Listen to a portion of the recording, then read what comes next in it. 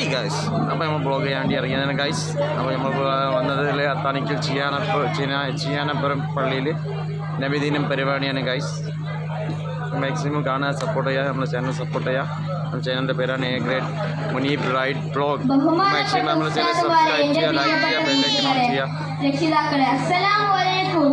അന്ത്യപ്രവാചകൻ മുഹമ്മദ് മുസ്തഫ സല്ലല്ലാഹു അലൈഹി വസല്ലം ഗൈസ് നമ്മുടെ ചാനൽ മാക്സിമം സപ്പോർട്ട് ചെയ്യുക ഗൈസ്.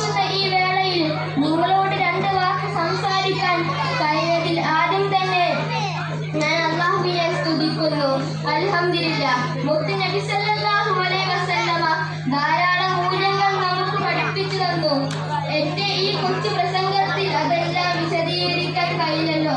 അതുകൊണ്ട് ഏറ്റവും പ്രധാനപ്പെട്ട ഒരു സംഭവം നിങ്ങളോടുമായി ഞാൻ പങ്കുവെക്കാം.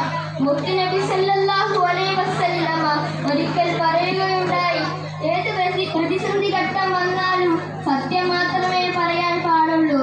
ഇത് വെറുതെ പറയുക മാത്രമല്ല, അവിടുന്ന് ചെയ്തത് അത് അവിടുന്ന് ജീവിതത്തിലൂടെ കാണിച്ചു തരികയും ചെയ്തു.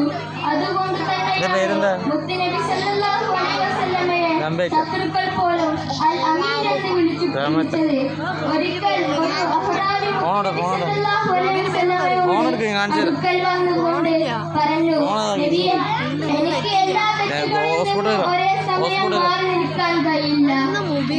പ്രവാചകരെ, മാത്രമേ എനിക്ക് മാറി നിൽക്കാൻ കഴിയൂ. നബിയെ, ഈ സമയം